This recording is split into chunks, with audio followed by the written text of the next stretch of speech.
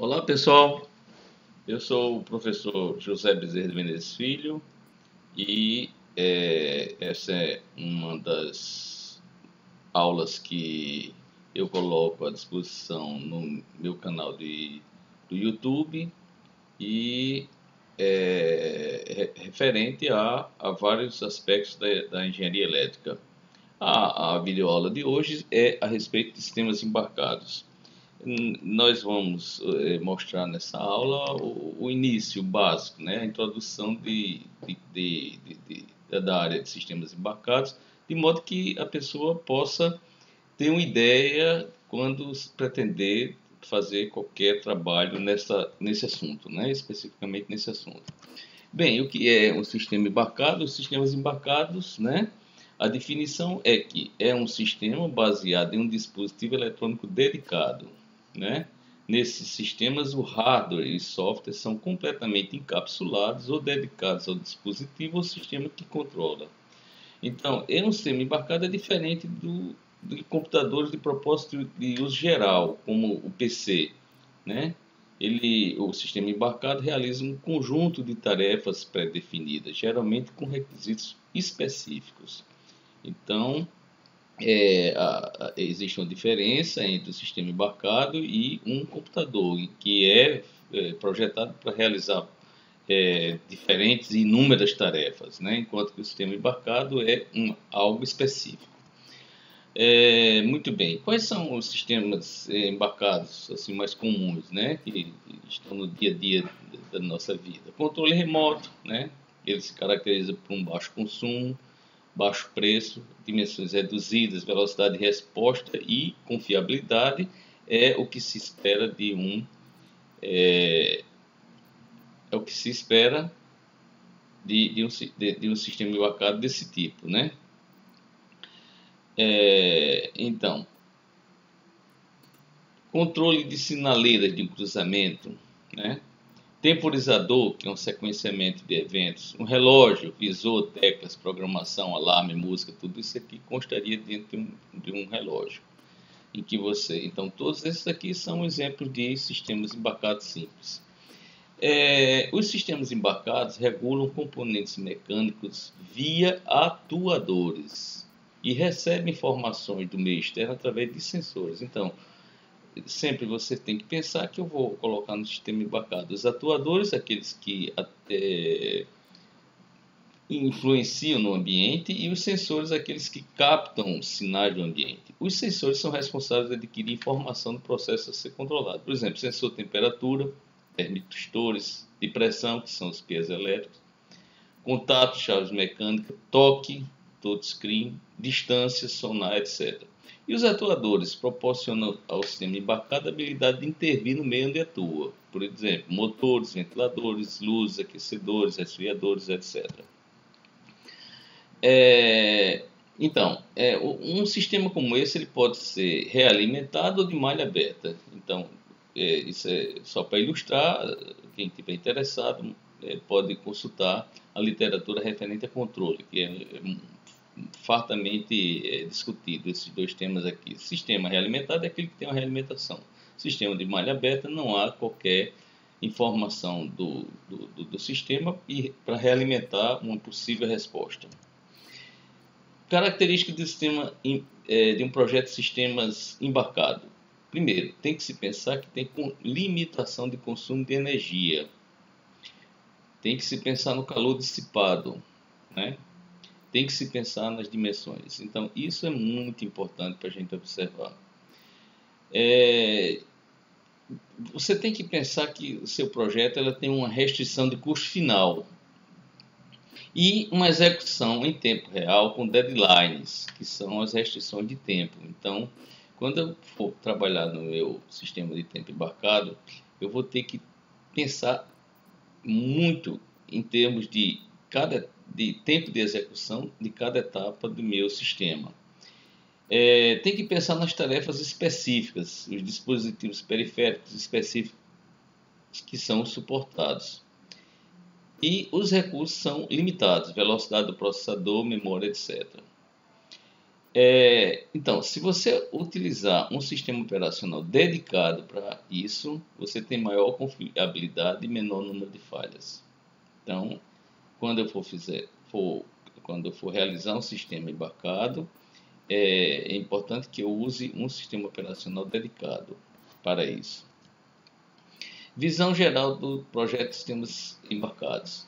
Você tem que especificar os produtos e seus pré-requisitos, especificação e implementação do hardware e do software. Do software, meu sistema tem que ser dedicado, um sistema operacional próprio ou um sistema operacional em tempo real. A importância disso é o seguinte: eu tenho que ter tenho que focar no tempo de desenvolvimento e tenho que observar as ferramentas de apoio ao desenvolvimento. Então, isso aqui é algo que a gente tem que pensar antes de fazer o sistema embarcado. As etapas de elaboração.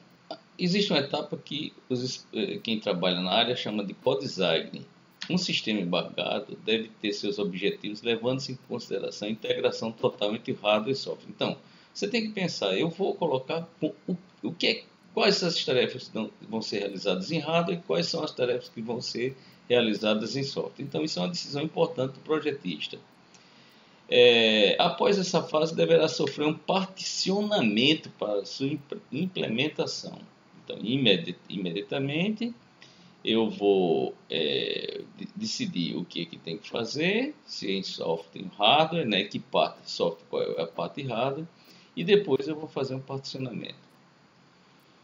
O método para aferir se o projeto está de acordo com as especificações, pode-se usar simulação. Então, o particionamento de hardware e software é algo muito importante, porque eu vou especificar o que tem de hardware e o que tem de software.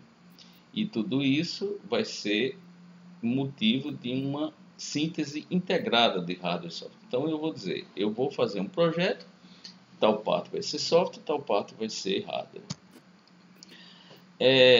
Então, esse particionamento trata da implementação de partes de um projeto de sistema em formas heterogêneas, ou seja, em hardware e software. Decide-se que partes componentes do projeto será em hardware e que parte será software. Essa decisão deve preencher todos os requisitos especificados.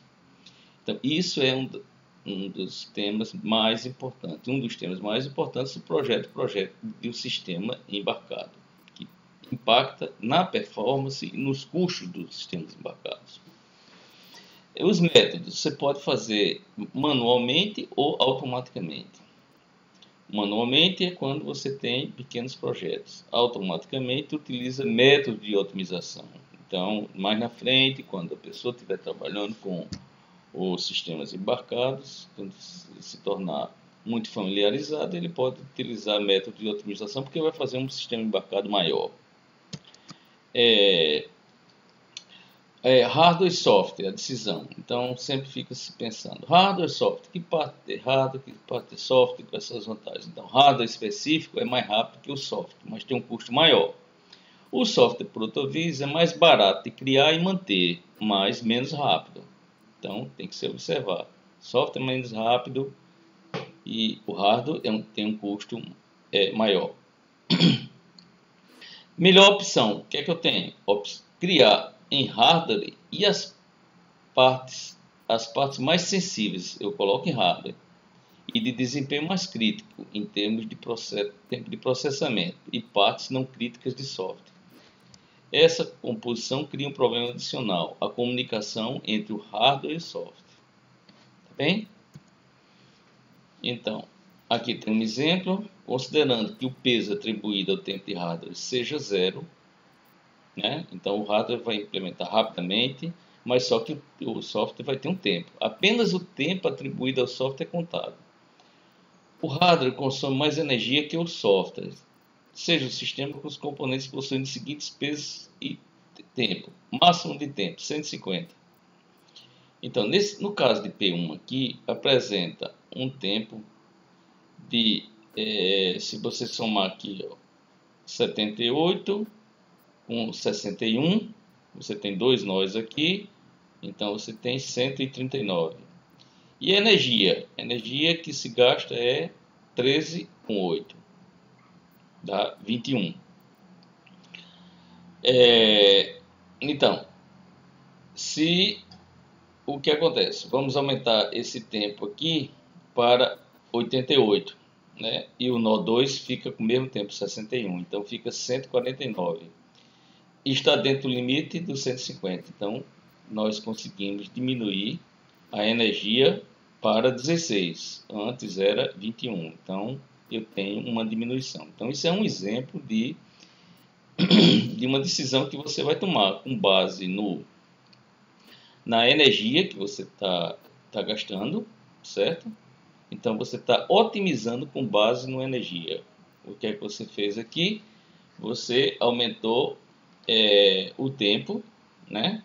E consumiu menos energia.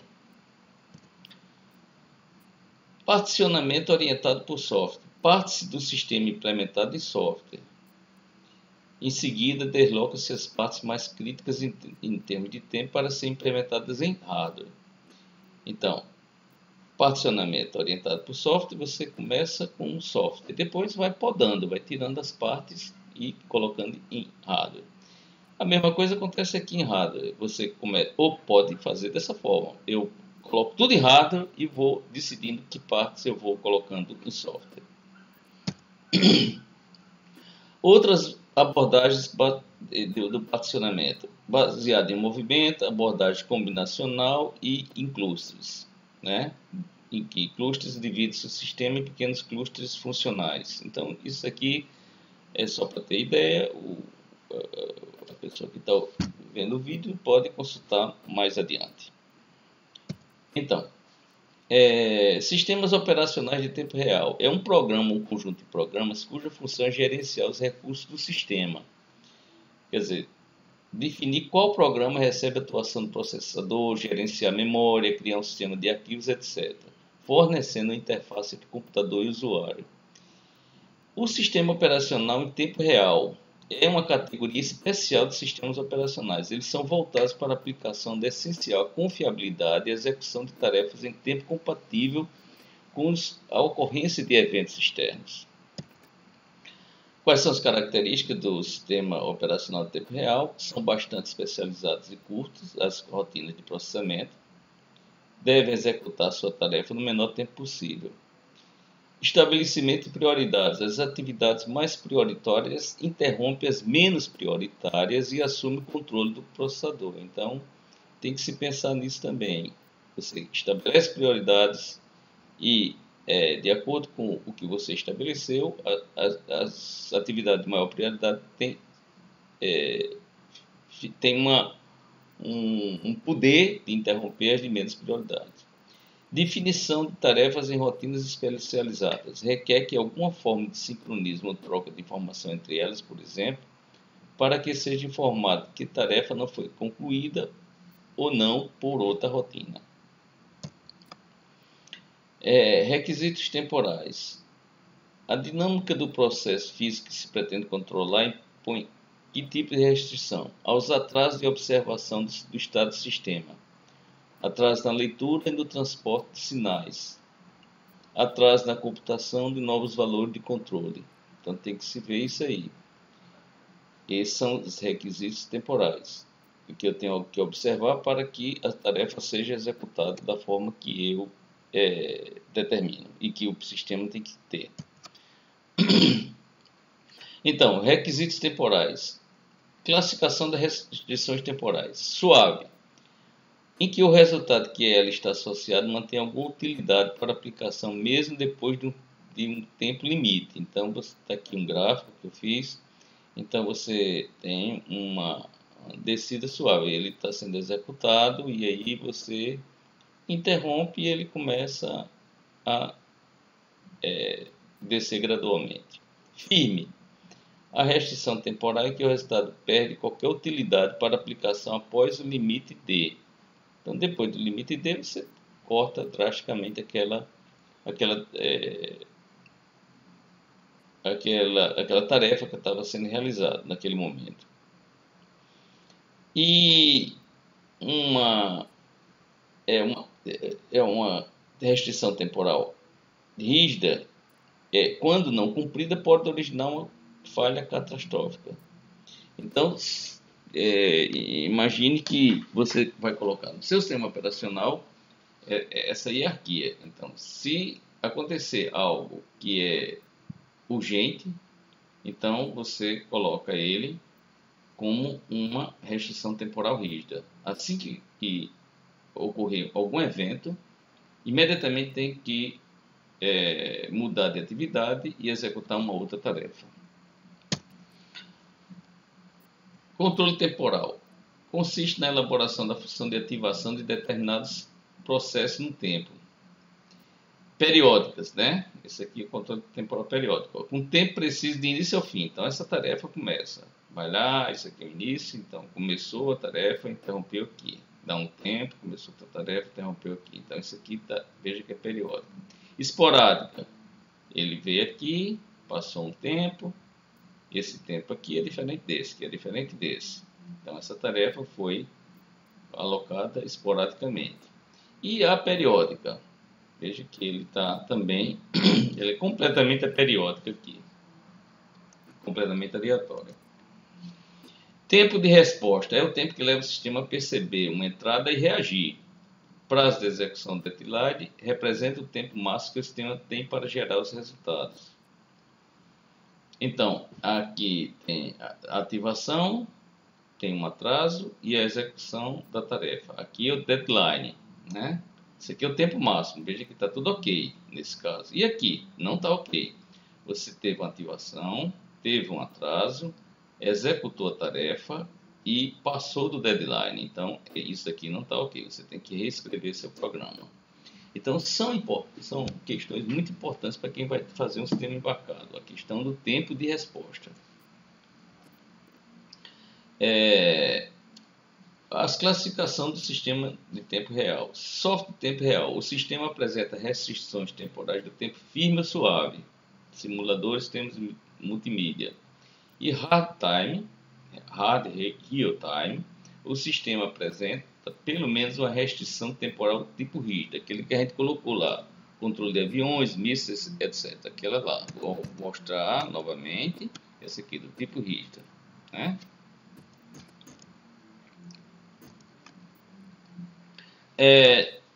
Então, escalonamento de sistemas do tempo real. Escalonamento de tarefas. Sequência de execução de tarefa num ou mais processadores.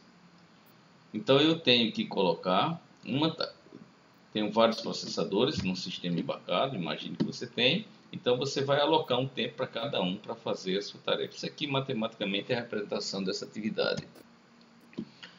A definição de escalonamento. O escalonamento se diz praticável realizado, em inglês se chama feasible scheduling, se cumpre as restrições associadas ao conjunto de tarefas. Um conjunto de tarefas diz-se escalonável se existe pelo menos um escalonamento praticável para este conjunto.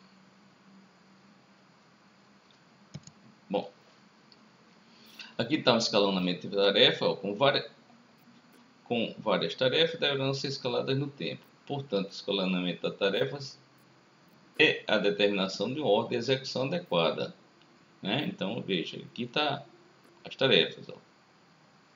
Eu tenho essa, depois essa, depois essa, depois... Então, desculpe. Então, tempo aqui da CPU eu aloco essa, depois essa, depois essa e depois essa. Ok? Essas são as tarefas. Eu estou escalonando as tarefas do meu CPU. Bom, princípios de rede de comunicação. Então, num sistema embarcado, eu vou trabalhar com comunicação de dados. Comunicação serial, comunicação de um bit de cada vez. Ela pode ser half duplex, né? Apenas um sentido na comunicação, ou full duplex, nos dois sentidos simultaneamente. Os dois lados falam ao mesmo tempo. A base da implementação aí é o shift rest.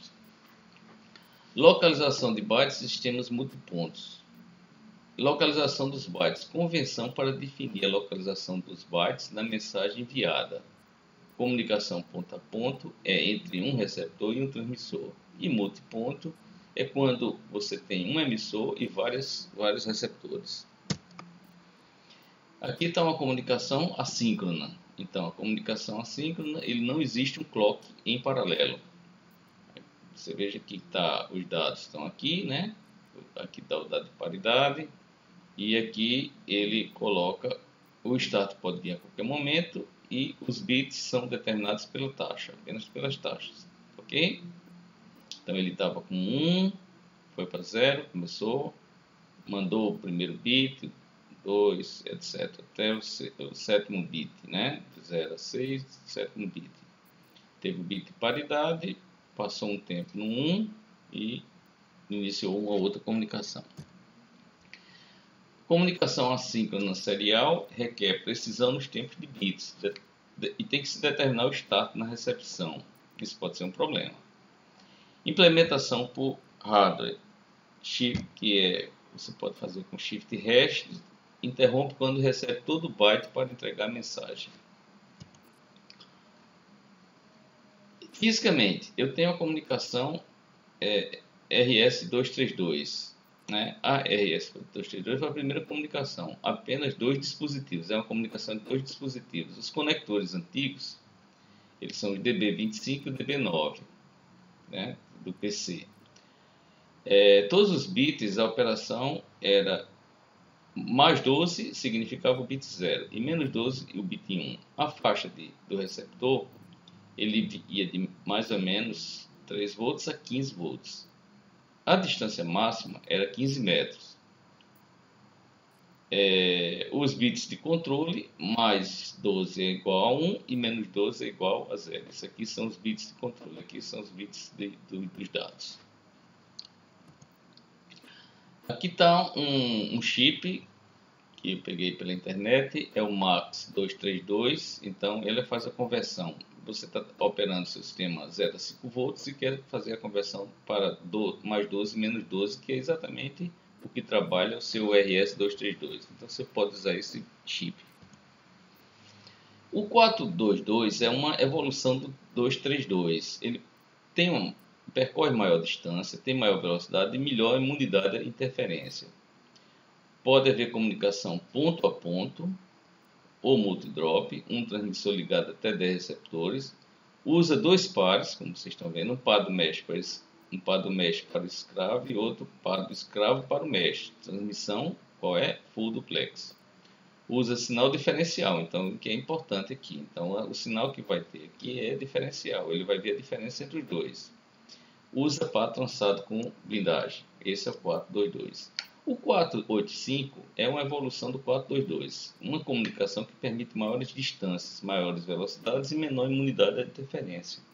Pode ser ponto a ponto ou multiponto. Transmite com apenas um par de fio, aquele tipo half duplex. Mas também pode utilizar 2 pares com transmissão full duplex. Exigência de resistores, você tem que colocar resistor na terminação, na faixa de 120 ohms na linha. E usa o sinal diferencial igual ao nosso 422. Então, limite de distância e velocidade. O limite máximo de distância de 422 e 485 é de 1.200 metros. Bom, 1.200 metros. Então, tem esse gráfico aqui, que é conhecido da comunidade de trabalho dos profissionais, quem trabalha na área. A velocidade em bits multiplicado pela distância métrica deve ser menor do que 100 milhões.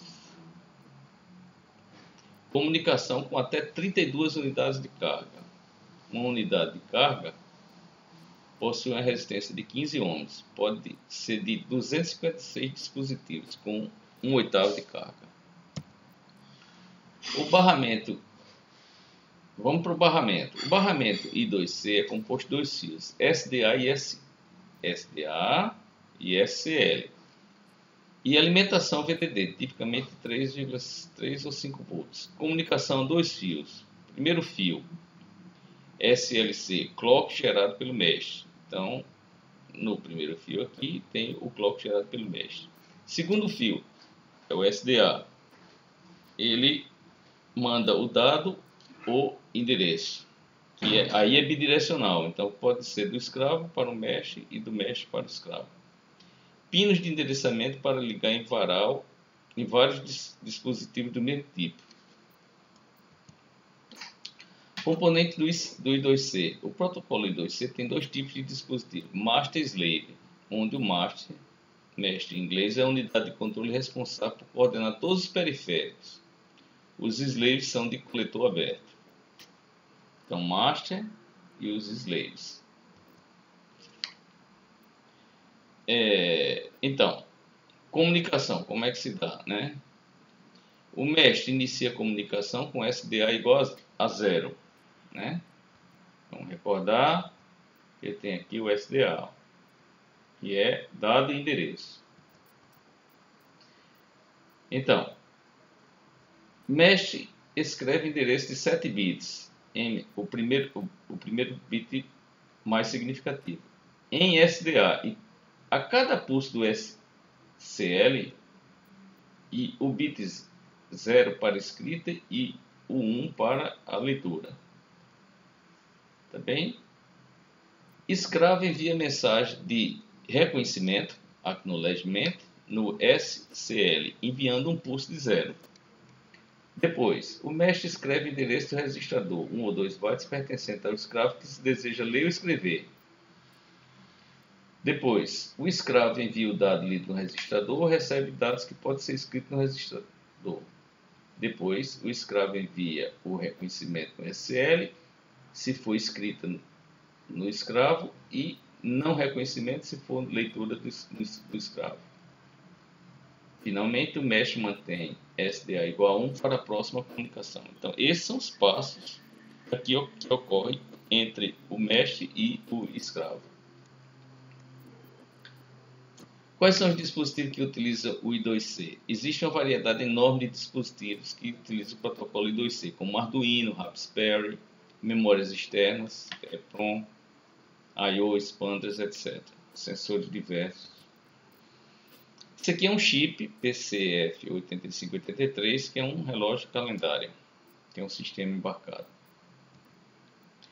O protocolo de comunicação SPI é utilizado para a troca de dados entre chips e CIs, sendo um importante método de comunicação para sistemas digitais de alguma complexidade, que envolvam principalmente conversores AD e DA, memórias EEPROM e flash, real-time clock, RTC, sensores com interface de comunicação, cartões de memória, etc.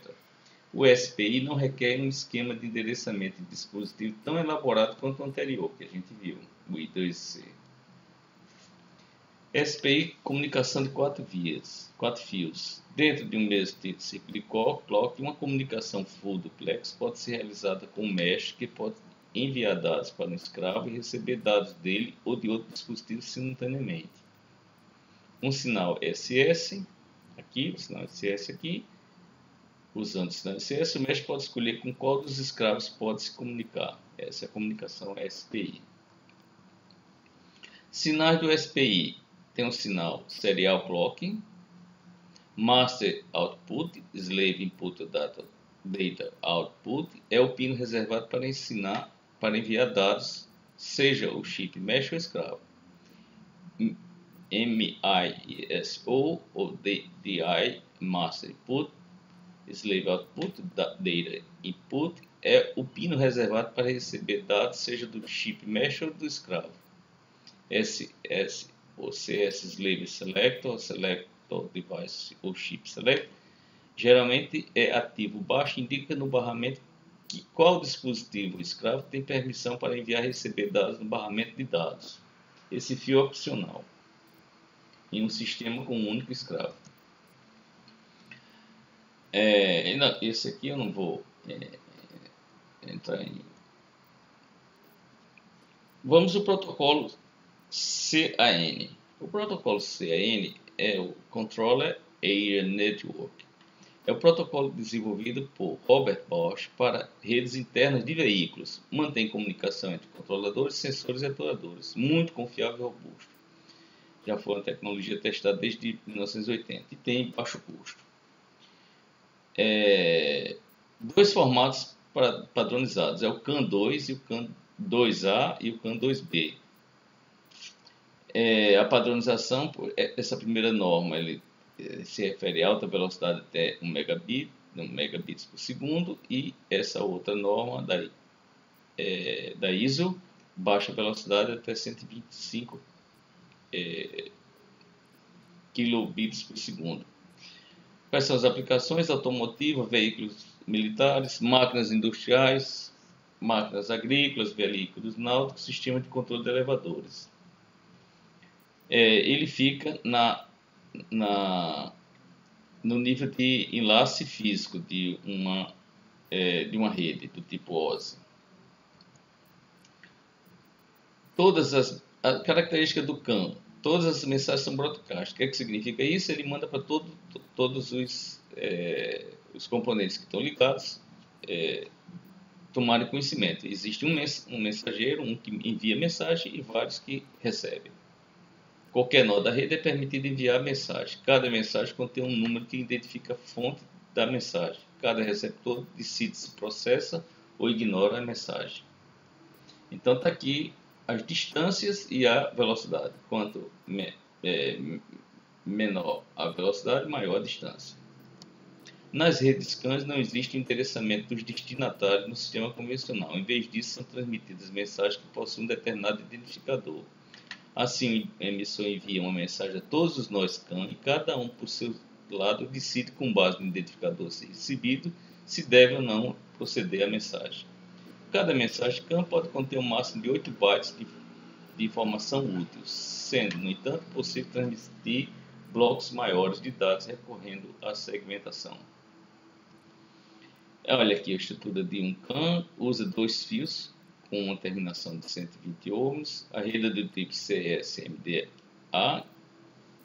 QRE, Sense Multiple Access with Deterministic Collision Resolution, aquele do mesmo ITP que a gente conhece, Os nós atrasam a transmissão se o barramento estiver ocupado. Transmissão diferencial. No CAN, os sinais são transmitidos utilizando tensões diferenciais, derivando daí muito da imunidade ao ruído. Não vou entrar em detalhe também. O formato dos frames. Originalmente ele tinha 11 bits, padrão, frames padrão, posteriormente 29 bits, especificação 2.0. Bom, pessoal, então basicamente essa é a minha contribuição. Eu quero chamar a atenção de que isso é um vídeo eminentemente didático e foi feito apenas para introdução desse assunto. Muito obrigado.